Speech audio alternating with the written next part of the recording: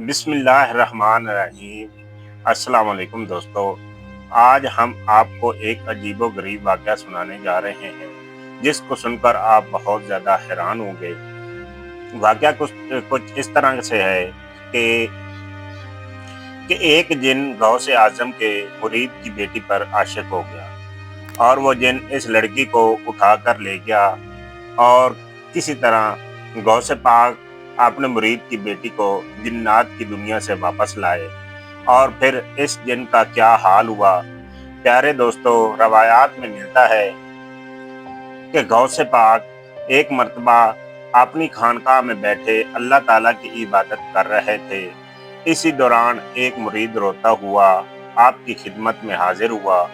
तो जब गौसे पाक ने अपने मुरीद को रोता हुआ देखा तो रोने का सबब पूछा, तो इस शख्स ने रो रो कर सारा माजरा बयान किया और हजूर, मेरा सब कुछ बर्बाद हो गया और मेरी इज्जत खतरे में है। हजूर पाक, मेरी एक ही बेटी है जिसका नाम फातिमा है।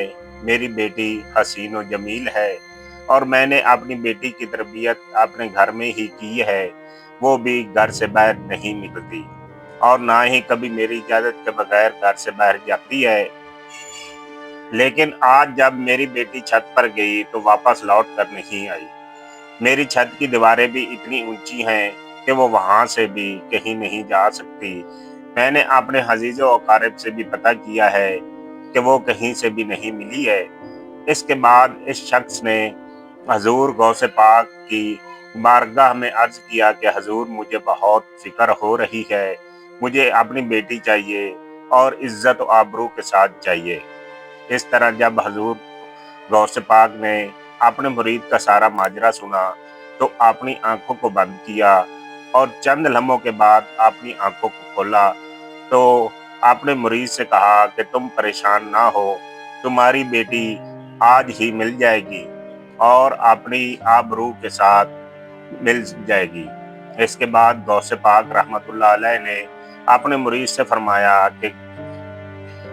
कि क्या तुम कुर्ब की वैरानी को जानते हो?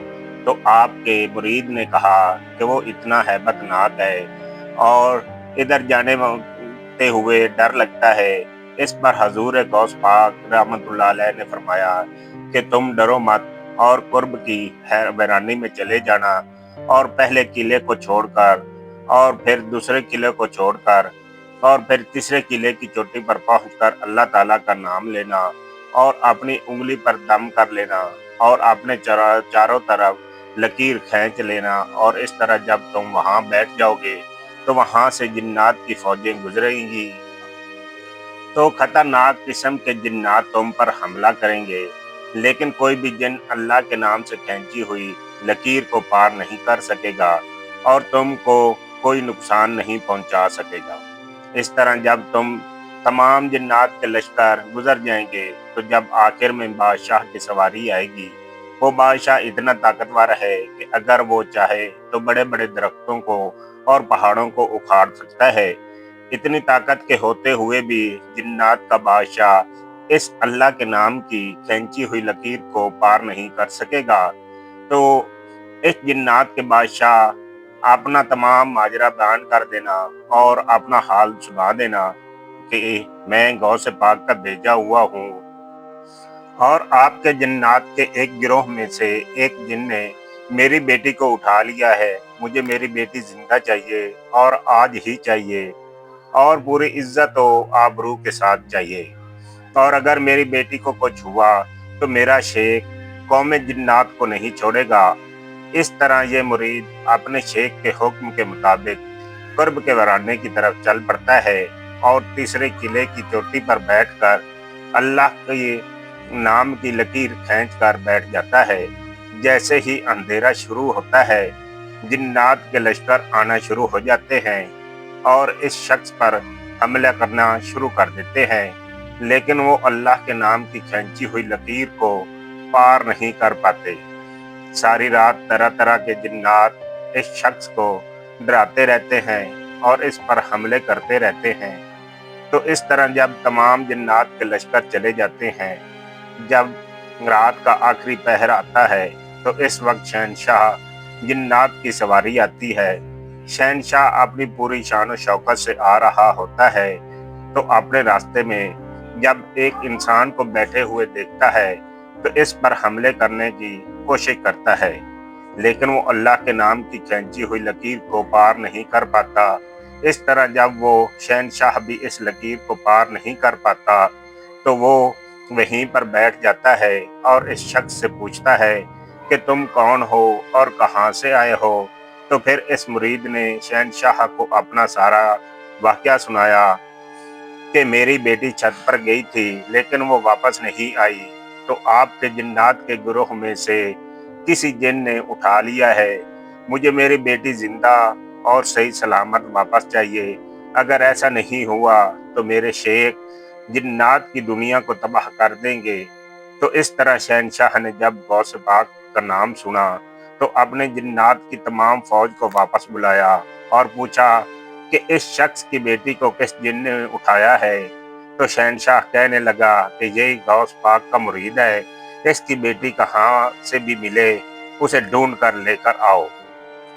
शहनशाह का हुक्म सुनकर तमाम जिन्नात पूरी दुनिया में फैल जाते हैं। तमाम जिन्नात समंदर की गहराइयों में और जंगलात में ढूंढना शुरू कर देते हैं। शहनशाह ने जिन्नात को हुक्म दिया कि जो जिन इसकी बेटी को उठा कर लाया है इसको पकड़ कर मेरे पास लाना। इस तरह तमाम जिन्नात लड़की को तलाश करने के लिए दुनिया के हर कोने में जाते हैं और आखिर इस जिन और मुरीद की बेटी को तलाश करके शहनशाह के सामने हाजिर किया जाता है। तो लड़की को उठाने वाला जिन जब शहनशाह की बारगाह में हाजिर होता है तो शहनशाह पूछता है कि इस लड़की को उठाने की तेरी हिम्मत कैसे हुई? तू जानता नहीं कि ये किसका मुरीद है और पता नहीं कि गौस पाक कौन है। तुम्हें इनके शहर से लड़की को उठाते हुए डर नहीं लगा? तो जिन ने जवाब दिया कि इस लड़की को उठाने की मेरी हिम्मत न थी, लेकिन इसको देखते ही मैं इस पर आशिक हो गया और मुझसे रहा न गया और मैंने इसको उठा लिया। इस जिन की बात को सुनकर शहनशाह ने इससे कहा कि तुमने पूरी जिन्नात की कौम को खतरे में डाल दिया है। अगर गौस पाक रहमतुल्लाह अलैह को गुस्सा आ गया तो जन्नात की पूरी कौम को दुनिया में रहने की जगह नहीं मिलेगी। इसके बाद शहनशाह ने इस लड़की को इसके बाप के सुपुर्द किया और एक जिन को बुलाया कि इस जिन की गर्दन उड़ा दो। तो इसके बाद शहनशाह ने शेख के मुरीद से कहा कि हजूर की बारगाह में मेरा सलाम अर्ज करना।